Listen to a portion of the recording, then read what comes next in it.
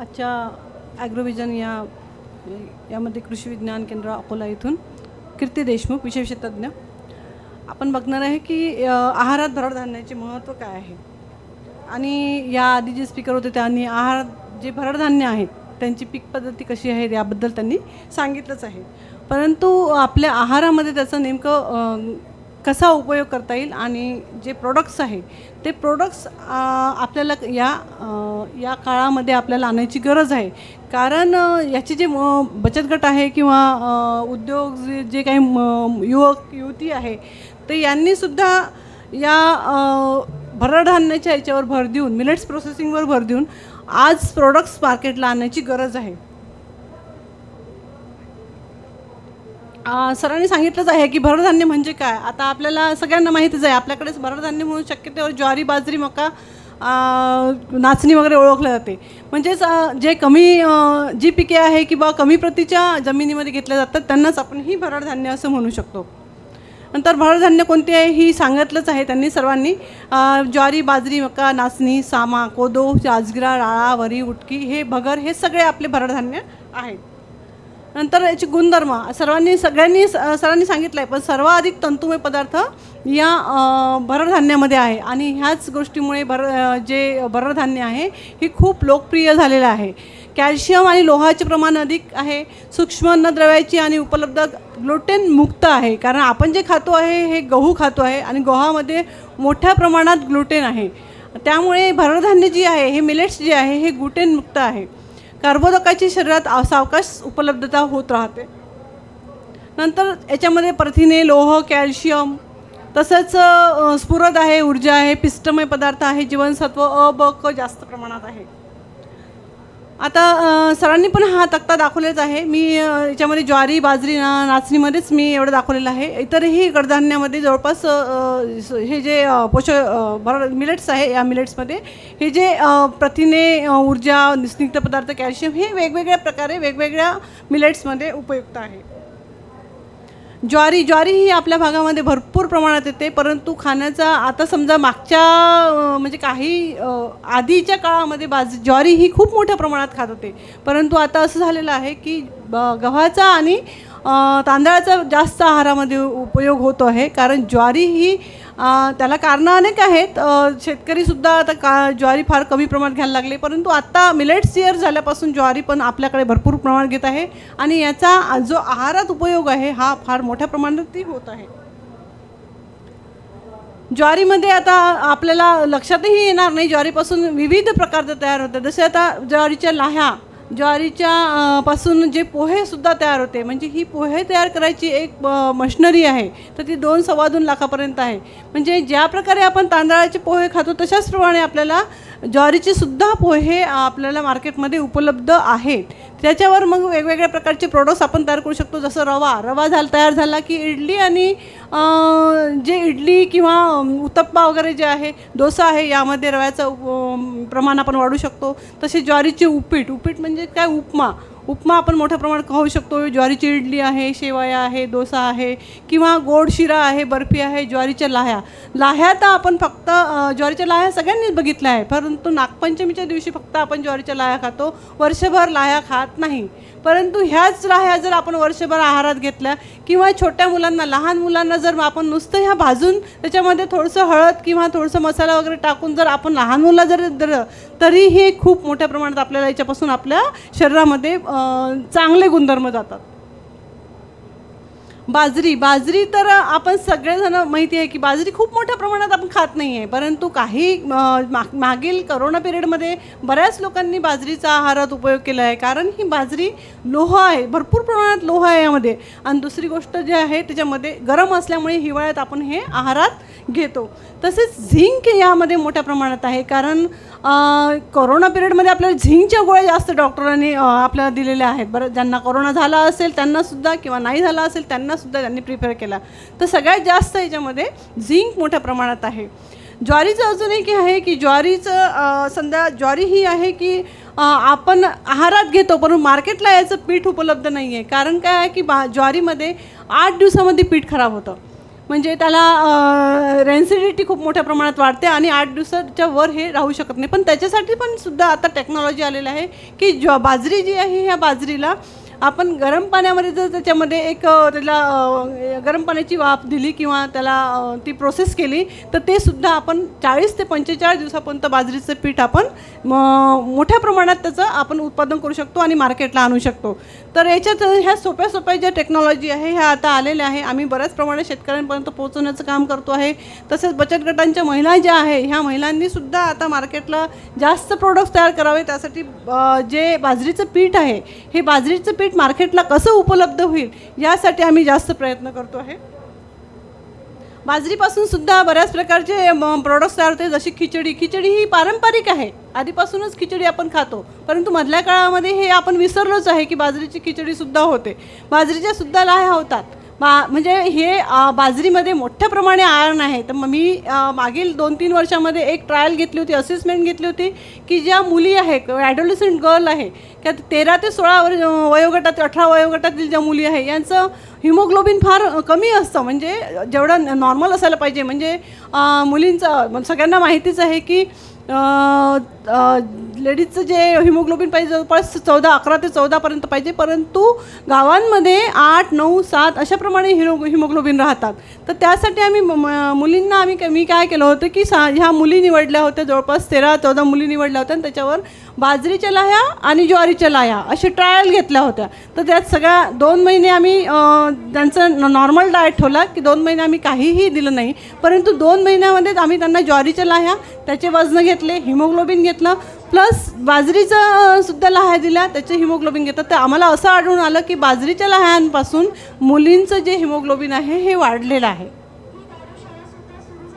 नंतर नाचणीचं पण सांगितलं, स्मॉल याला रागीसुद्धा म्हणतात. ही सगळे जे यांनी सांगितलेले आहे सरांनी सगळे मिलेट्स आपल्या भागामध्ये येतात. सगळ्यात महत्त्वाचं म्हणजे आता ही नाचणी आहे, नाचणी आपण आहारात उपयोग करतो. नाचणीचे पापड आपल्याला मार्केटमध्ये उपलब्ध आहे, परंतु आपण घरी आणत नाही. आणि घरी आणल्यानंतर नाचणी काय होतं की आपण डायरेक्ट त्याची पीठ करून आणतो आणि पीठ केल्यामुळे काय होतं की ते असं भगर लागतं, असं काही खूप चांगला कोंडा असते. तर त्याला एक प्रोसेस आहे. ही जी नाचणी आहे ही भिजू घालायची, भिजू घातल्यानंतर ती जशी मटकीला मोड आणतात तशी त्याला मोड आणायची 1 दिवस पूर्ण. ती मोड आलेली जी नाचणी आहे ही वाळून घ्यायची, म्हणजे सुरुवातीला सावलीत सुकवायची आणि अर्धा तास नाचणी ही उन्हात वाळून घ्यायची आणि नंतर त्याचं जर पीठ तयार केलं तर याच्यामधले जे गुणधर्म आहे हे दुपटीनं वाढतात आणि आपल्याला ती भाकरसुद्धा चांगली लागते. आता हे नाचणीचे पदार्थ दाखवले आहे, लाह्या दाखवल्या आहे मी नाचणीच्या. तर ह्या सगळ्या मिलेट्सच्या लाह्या होतात, म्हणजे जे आपण पाहतो आहे की आपण मार्केटला सध्या अवेलेबल नाही आहे, पण मॉलमध्ये मोठ्या प्रमाणात याच्यात आलेलं आहे. याच्यापासून आंबील होते, खीर होते, नाचणीची इडली होते, लाडू होते, लाह्या, बर्फी, हे अनेक पदार्थ आपण तयार करू शकतो. नंतर राळाचं सरांनी खूप मोठ्या प्रमाणात सांगितलंच आहे. याच्यामध्ये राळामध्ये कार्बोहायड्रेट्स फार मोठ्या प्रमाणात आहे. यामध्ये तांदळाच्या तुलनेत दुप्पट प्रथिने आहे. तसेच तांबे आणि लोहाचे खनिजे विपुल प्रमाणात आहे. आणि ही जे राळा आहे हे याची खीर वगैरे जर केली तर खूप सुंदर अशी आपल्याला लागते आणि त्याच्यामध्ये मोठ्या प्रमाणात पोषक द्रव्य हे आपल्याला पोषक घटक असतात. यापासून पण वेगवेगळे पदार्थ तयार होतात. कोदो मिलेट्स आता यांनी सांगितलेलं आहे. कोदोमध्ये उच्च प्रथिने याच्यामध्ये आहे, चरबी आणि खूप उच्च फायबरसुद्धा याच्यामध्ये येतं. तसेच जीवनसत्व मोठ्या प्रमाणात आहे. याचे सुद्धा वेगवेगळ्या प्रकारचे मूल्यवर्धित पदार्थ तयार होते. आणि आता हे जे सगळे मिलेट्स आहे, सगळ्या मिलेट्सपासून महत्त्वाची गोष्ट जी आहे की कुरकुरे तयार होतात. आणि आज आपण बघतो आहे की लहान मुलं ही आहे हे कुरकुरे बाजारातून 5-5 रुपयाचे पॉकेट विकत आणून खातात. आणि त्या कुरकुऱ्यांमध्ये काय आहे हे आपण त्याच्यामध्ये आता म्हणजे आपण वाचलं तर तांदूळाचं प्रमाण जास्त प्रमाणात आहे, पण मिलेट्सपासून जर चांगल्या प्रकारचे कुरकुरे मार्केटला आणलं तर त्याला खूप मोठ्या प्रमाणात व्हॅल्यूही आहे आणि न्यूट्रिशनल व्हॅल्यू जास्त आहे. जर काही ग्रामीण युवक आहे, युवती आहे किंवा बचत गटाच्या महिलांनी ही एक्सक्युडर नावाची एक मशीन जर घेतली, 2.5 लाखापर्यंत मशीन येते, त्यापासून जर आपण ही कुरकुरे तयार केलं आणि ते मार्केटला आणले. आता जसं कुरकुरे मार्केटला आणणे म्हणजे आपल्याला पॅकिंगसुद्धा तशीच लागेल जशी आपण आता बघतो आहे. कुरकुरे मार्केटला किती साधं आपण बघितलं, कुरकुऱ्याचं जर बकेट बघितलं असेल तर 22 ते 23 ग्रॅम त्यामध्ये कुरकुरे असते, परंतु त्याच्यामध्ये अरेदी हवा असते, नायट्रोजन भरलेला असतो. पण ते खायलाही तेवढं चांगलं नाही. म्हणजे जेवढा आपण घेतो, जेवढा आपण पैसा खर्च करतो, लहान मुलांची सकाळची सुरुवात हीच कुरकुऱ्यांपासूनच होते.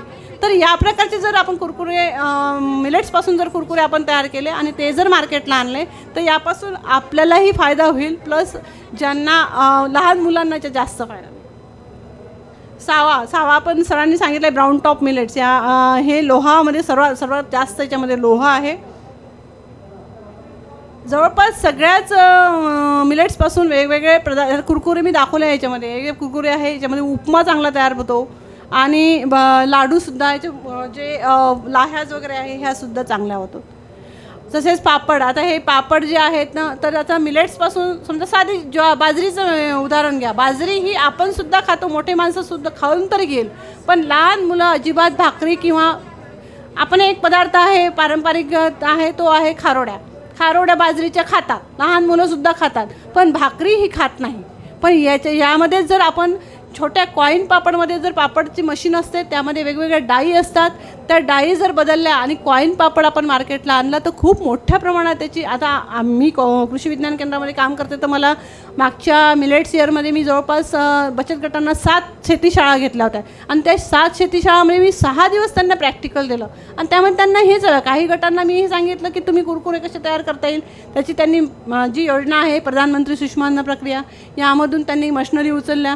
काही पापडाच्या मशीन्स आहेत, त्यामध्ये मी ज्या पूर्ण मिलेट्स आहेत त्यापासून कॉईन पापड कसे तयार होईल. आणि हे कॉईन पापड म्हणजे नाही काही आपण बाजरी लहान मुलांना तशी खाऊ घालू शकत, पण पापडच्या स्वरूपात सगळेच म्हणजे लहान्यापासून तर म्हाताऱ्यांपर्यंत पापड हा सगळ्यांना आवडतो आणि हा आपण पापड लहान मुलांनासुद्धा देऊ शकतो. तर त्या महिलांनी आज मार्केटमध्ये कॉईन पापड आणले, तर आज त्यांना एवढी व्हॅल्यू आलेली आहे की मॉलमध्ये जर आपण ठेवलं, साधी गोष्ट आहे, सिंपल गोष्ट आहे की पापड म्हटलं की आपल्याला मोठा पापड दिसतो.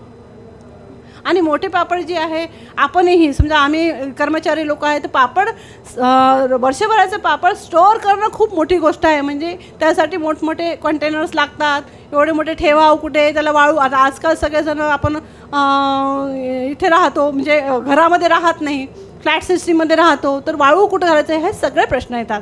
तर हे कॉईन पापड जे आहे, हे कॉईन पापड जर मार्केटला आणलेसुद्धा आहे, तर फक्त महिन्याला जो किराणा घेतात त्या किराण्यामध्ये आपण 1 किलो जर कॉईन पापड आणला, असे वर्षभरही आपल्याला कॉईन पेपर मिळतात. तर आपण साठवणूकही जास्त प्रमाणात करू नाही शकत, म्हणजे त्याला साठवणूक करायची जास्त गरज नाही. दर महिन्याला जर आपण ते पापड आणले तर त्याचासुद्धा एक फायदा आपल्याला होऊ शकतो आणि इतरांनासुद्धा होऊ शकतो. कुटकी सरांनी सांगितलंच आहे, याच्यामध्ये सुद्धा मोठ्या प्रमाणात लोहाचे प्रमाण आहे आणि अँटीऑक्सिडंट, उच्च प्रमाणात अँटीऑक्सिडंट आहे. आता सध्या जर बघितलं तर हा काळ जो आहे, हा सगळ्यांना माहीत आहे की कॅन्सरचं प्रमाण अतिशय मोठ्या प्रमाणात वाढलेलं आहे. आणि हा कॅन्सरचं प्रमाण जे आहे, सरांनीही सांगितलं की पेस्टिसाईडचा उपयोग अतोनात होतो आहे, खतांचा उपयोग अतोनात होत आहे, त्यामुळे कॅन्सरचं प्रमाण हे वाढलेलं आहे. पंजाबमधून खूप मोठ्या प्रमाणात कॅन्सरचं प्रमाण जसंच आता आपल्या इकडे पण आलेलं आहे. तर यासाठी कुठेतरी हे थांबवण्यासाठी आपल्याला ह्या ज्या गोष्टी आहे या आपल्याला आहारात घेणं फार मोठी गोष्ट आहे. याचेसुद्धा वेगवेगळ्या प्रकारचे पिठं होतात तयार, कुरकुरे होतात, शेवया होतात, खिचडी होतात, लाईव.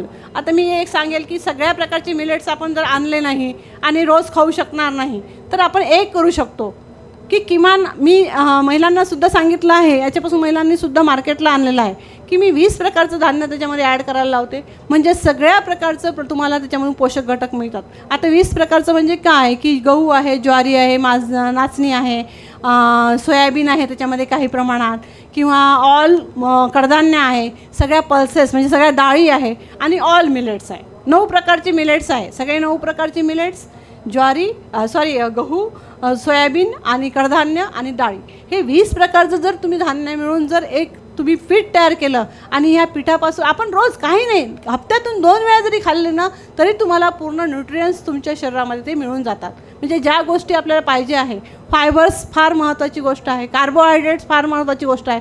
सगळ्यांना आता बद्धकोष्ठाचा फार मोठा प्रॉब्लेम्स आहे, हा बद्धकोष्ठता. तर हा प्रॉब्लेम सॉल्व्ह करण्यासाठी आपल्याला मिलेट्स हे आहारात आणणं गरजेचं आहे. रोज आपण 1 मिलेट्स खाऊ नाही शकत, तर पिठाच्या स्वरूपात आपण मिलेट्स खाऊ शकतो आणि पिठाच्या स्वरूपात आपण आठवड्यातून 2 वेळा तर आपण थालीपीठ करू शकतो.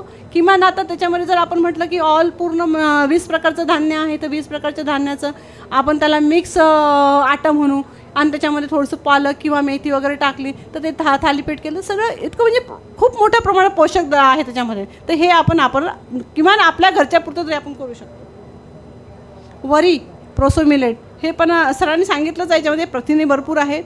कर्बोदक जवळपास सगळ्याच मिलेट्समध्ये कर्बोदक, लोह, आणि प्रथिने खूप मोठ्या प्रमाणात आहे. मका तर हा सगळ्यांना माहीतच आहे. मकासुद्धा मिलेट्समध्ये येतो, परंतु मकासुद्धा आपण बऱ्याच प्रमाणात खात नाही आहे. मक्यापासून वेगवेगळे पदार्थ मला म्हणजे नागपूरला एक मोठं मला वाटतं थोडंसं रिफ्रेशमेंटचं एक आहे, म्हणजे मक्यापासून वेगवेगळे प्रॉडक्ट्स तयार करून आहे. इतर बाकी ठिकाणी तर अजून ते नाही आहे की कोणकोणते आपण आता जसं म्हटलं आहे मक्याचे आप्पे, मक्याची डाळ, दाण्याची भेळ, उपमा, गुलाबजामुन, शिरा हे आपण घरीसुद्धा करत नाही. मका आणला, भाजून घेतला, खाऊन घेतला, पण त्याचा उपमा जरी केला तरी तो छान लागतो. राजगिरा तर सगळ्यांना माहीतच आहे. मोठ्या प्रमाणात आपण पांढरा राजगिरा किंवा लाल राजगिरा आपण सगळे शक्यतोवर आपण उपवासाला वापरतो. उपवासालाच आपण ते लाडू खातो, पण इतर वेळेला जर आपण राजगिरा जर खाल्ला तर ते सुद्धा आपल्याला सगळ्यात चांगलं आहे. याच्यापासून सुद्धा थालीपीठ आहे, वडी चिक्की आहे. चिक्की सगळ्यांना माहीतच आहे. हलवा आहे, लाडू आहे, लाया आहे, ह्या सगळ्या प्रोडक्ट्स आपण करू शकतो. धन्यवाद. यामध्ये मला हेच सांगायचं आहे की किमान मार्केटमधून उपलब्ध जर हे सगळ्या प्रकारचे मिलेट्स आहे, मार्केटमधून उपलब्ध करून आपण आपल्या स्वतःच्या शरीरासाठी सुद्धा आपण थोड्या मोठ्या प्रमाणात आपण याचा वापर केला तर नक्कीच आपण जे आपले रोग वगैरे इतके येऊन राहिले याला आपण म्हणजे त्याला आपण पुढे थांबवता येईल, कुठेतरी थांबवता येईल. कॅन्सरचं प्रमाण एवढं मोठं वाढतं आहे, ते सुद्धा कुठेतरी थांबवता येईल. तर मला आज इथं आयोजकांनी बोलायची संधी दिली आणि सर्व शेतकरी बंधूंनी माझं ऐकून घेतलं, त्याबद्दल धन्यवाद. मी रजा घेतो. धन्यवाद.